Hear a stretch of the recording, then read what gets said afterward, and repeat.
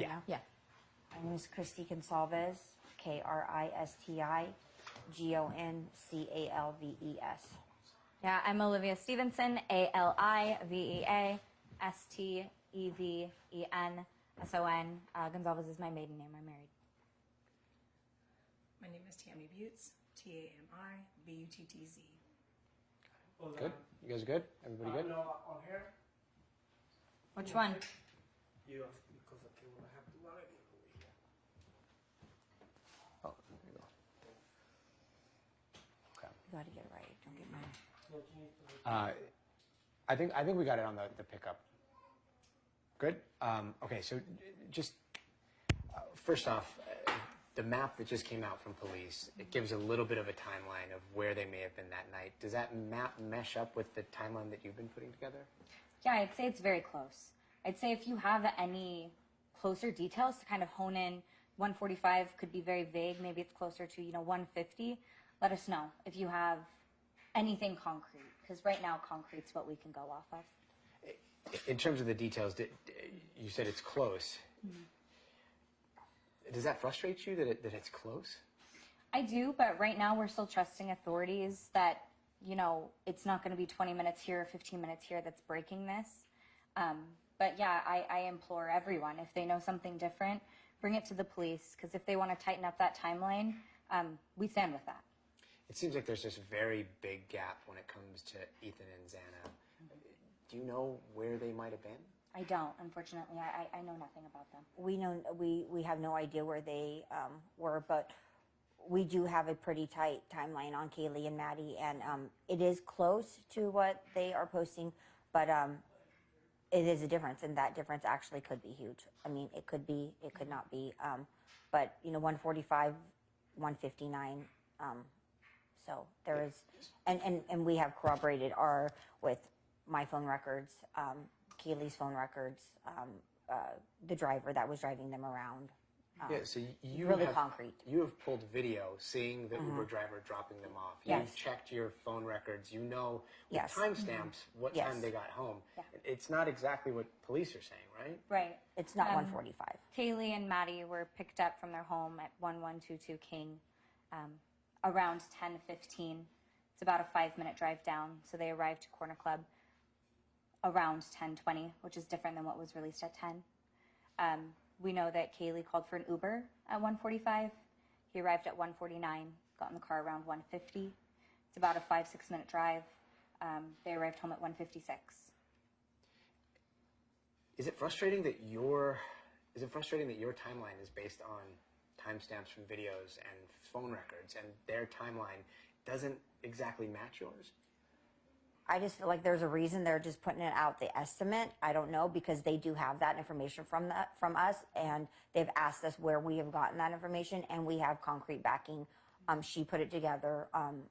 It could be conflicting stories. We just don't know. This is the information I stand behind. I think that when they say 145, I think they're kind of referring to the whole group arriving approximately 145. I believe that maybe Ethan and Xana, and I don't know, may have gotten home around that time. And then the girls, obviously 159-ish is shortly after. So they're just kind of grouping that the group arrived home around 145-ish. But they were not together. And we don't know anything about Ethan and Xana. We do know about Kaylee and Maddie. And some of the time stamping afterwards, that your sister was making calls, right? Mm-hmm. She was making calls as late as almost 2 o'clock. Yes. Yeah. How do you know that? So she was on my mom's cell plan. So We pulled my cell plan. on Sunday, I was able to pull those cell records. And you could see that she was calling somebody out. Yeah. Does it seem like they may have been involved, or does it seem like No. No, not at all. Kaylee had no shame in kind of power calling. So it fits Kaylee.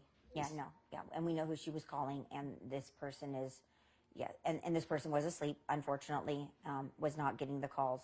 And it was, I don't know, a few calls for half an hour. She called him a couple times, but no, it was not, we do not believe she was calling him for help. We believe that she was just calling him to come over. If Kaylee was in imminent danger, her or Maddie, they would have called 911. They would not have been calling this person. Yeah. And that was at around 2. Yes, so at that time we Started believe, around 2:30. yeah, we believe that the girls were just fine. So from those phone records, it looks like the girls may have been alive around 2:30ish. 2:30 is what the last call. No, the last call is shortly before 3 a.m. Sure. Yeah, that's right. 2:50 something. 2:52 for both of them. Yeah. It's now been 5 days, Right. and still no killer, still no motive. How are you guys holding up? Yeah, I think it's different for everyone. They obviously are, the same people to us, but they were different to all of us.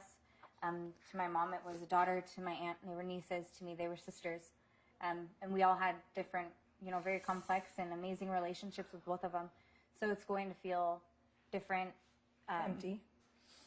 Yeah, for all Kaylee of was us. just home. She just left on Friday. She left on Friday morning to go to a Pi-Fi party, and she had just bought a brand new Range Rover, and she contemplated all day long back and forth whether she should go home, and because she just really wanted to show it to Maddie, and some other friends and whatnot. And she's just like, Mom, I'm gonna go. I'm gonna go to the Pi-Fi party, and Maddie's got to see this my new ride. And I'm like, for sure. Like, I mean, it was nice. Right. It was really nice. She just bought it that day, all her own. And I talked to the girls on. She had a fun time on Friday night. Both of the girls, and then both of the girls texted me on Saturday. So you were talking to them Afternoon. Saturday Yeah. Saturday afternoon. Yes, Saturday afternoon. They sent me pictures of themselves, and Kaylee called me around 2:30ish on Saturday afternoon. And then I was texting Kaylee just randomly on Sunday. And right about those, when I look back at my times that I was texting Kaylee, the police were swarming.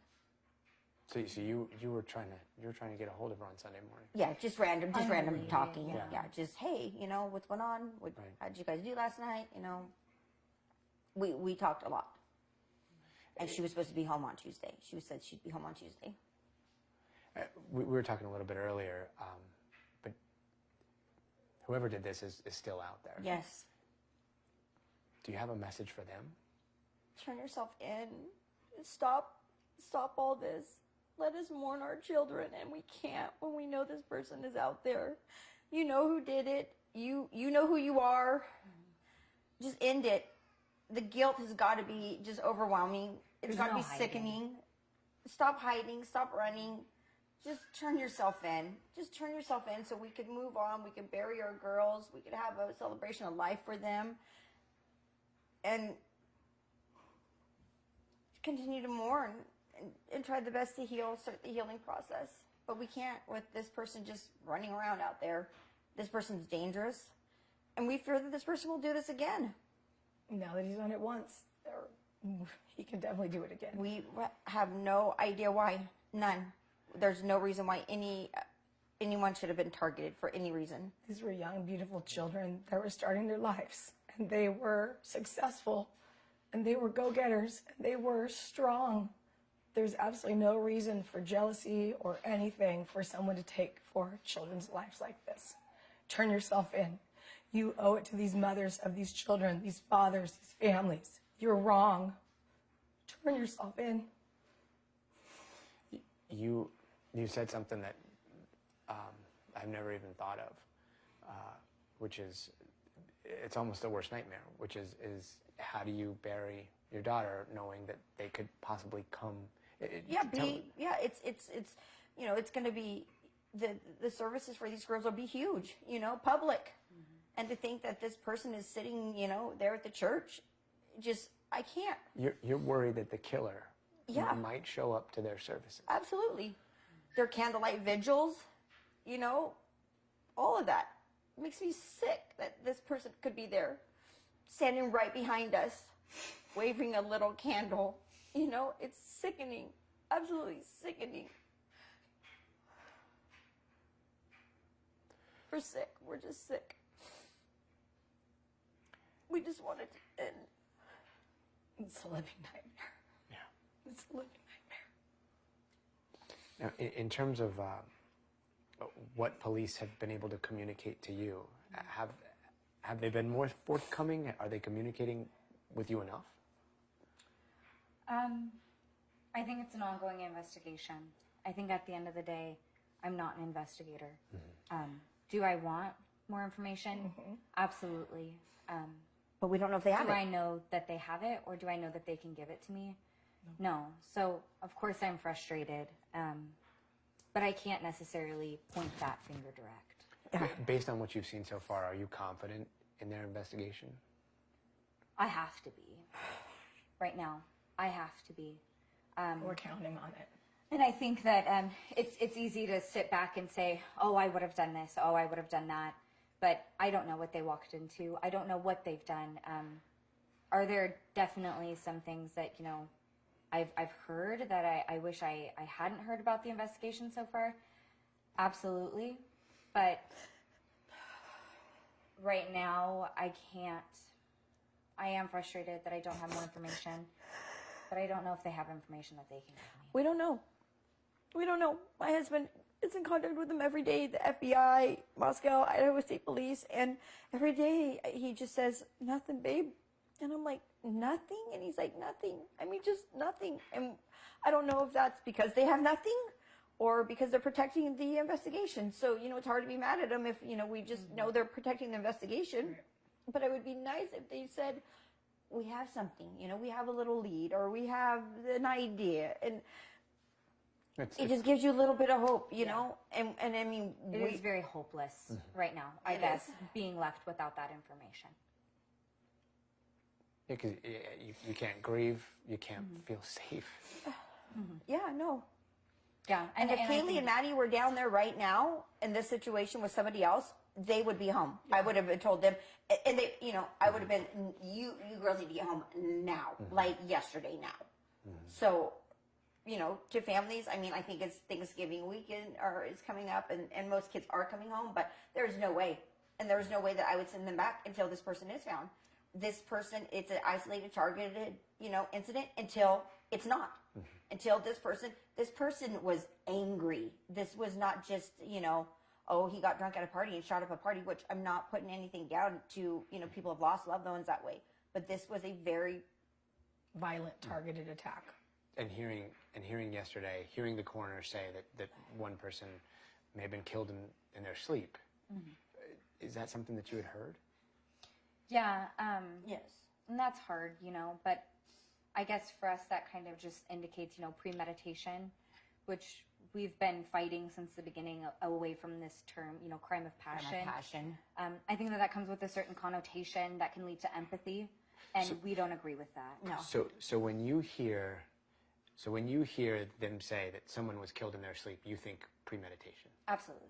I think it's impossible not to. And not one, 4. I mean, I don't know if all 4 of them were. We don't really have the details. But regardless, 4 people were stabbed to death. And premeditation, I mean, like you said, it's very went into different than somebody's crime. house. Went into When someone's they house with a I'm knife. not saying, you know, weeks lead up. I'm not saying months Right. lead up. You know, it literally could have been 20 minutes. I don't know. But to, Somebody went in there. you know, this wasn't a fight that, you know, the girls had said something and offhand this occurred. They must have, you know, walked in on vulnerable sleeping A coward. kids. Coward. And so for what it's worth, I want to run as far from the term of crime of passion as possible, because I think it's weak, and I think it allows him to hide, and I think it gives him an out that he doesn't deserve. That he walked in and got mad and angry. They were all there together and something occurred and he got mad and, you know, wielded his weapon or whatever. No, this person snuck somehow into the house, whether it was a door, an unlocked door or an unlocked window, but he was not invited and he came in with a weapon. To and he do killed intentional harm. With intention, intention to kill. Intention to kill, exactly. Not even and- harm, to kill. Yeah, And and not it's- just one, not 2, not 3, Of 4. One after another, after another, after another. And again, that little detail about it shows, like, there's vulnerability, right? There is the idea that there may have been defensive wounds, but at least one person didn't see it coming. Right. As far as we know. We don't know. As far as we know. Yeah. According to what the coroner has said. Right. In terms of somebody getting into the house, they keep saying no sign of forced entry. Right. Do you think that this was somebody that was known to them? I think that that's kind of an impossible question. I think it's a very popular house. As a mother, I feel like they know him. I do. I've always felt that way. Nobody has told me that anyway. Just I out of just gut. feel it. Yeah. I mean, this is a college town. It's a small town. I feel the girls knew this person. But we don't know that. yeah. Well, we don't. Yeah, we absolutely don't know that. don't know that. I just feel it in my heart that they knew the person, and I've always felt that way. I don't know why. But I've always said they knew him. They knew him. They know him. Yeah. I just don't feel like this was like some rando just driving through Moscow, happened to stop by their house. I will say they did have a keypad on their front door, and it was a very popular house. So I know for a fact that people who weren't necessarily roommates of the house did have that code. So no sign of forced entry doesn't necessarily mean that they were invited in. That's all I can say. And the people that survived were on the first floor. To our knowledge. Yeah. And then if they come in through the keypad, is it possible to bypass a room on the first floor and It go is. up to the second floor and third Correct. floor? Yes. Yes. There's also a door in the back that just leads directly to the middle floor. I don't want to put you guys through any more. I think we're good. One of our senior producers did have one question. We know it's been tough getting answers from police for everybody. Just what have police told you guys about the investigation, what they found, what's going on? And Gabi will. Yeah. I think to answer that question, we know exactly what the public knows. We really don't have any further details. And unfortunately, if we did, I wouldn't give them to you guys. Right. Just We wouldn't frankly. impede We're not the ready for that. investigation. I would But never honest impede to this God, investigation. We don't. The public needs to know is that there is someone out there that has violently killed 4 people, and that no matter who died first or second or last, they're gone, and we need to get this person now before it's too late for anybody else to suffer what we are suffering for the rest of our lives. He took their lives, but he took them from us. That will never change. We will never let Kaylee and Maddie's memory ever disappear, but that's all we have left, and that's not enough. Done. There's your answer. Yeah. There is no other information. There is no other information to And unfortunately, you guys will probably hear it first anyways. get. Yeah, before we right. do. Yeah. It's pretty true. Things leak out there all the time. And we're like, did you see this? Did you see this? Did you see this? We're like, nope. So I call have my been husband. He's like, I haven't heard grateful that. for the reporters and stuff that have reached out to me ahead of breaking these stories. Yeah. Even if it's only 20-minute heads up, it's nice to be able to process that information as a family first before reading it online. Blast it out So, there. Yeah. to everyone who has done that, I just wanted to say thank you. I know that if it bleeds, it leads. I get this industry. I'm not stupid. But thank you to those who have done so respectfully and with empathy in their hearts. Agreed. Thank you guys. And we'll do the same. Of course. No, thank you.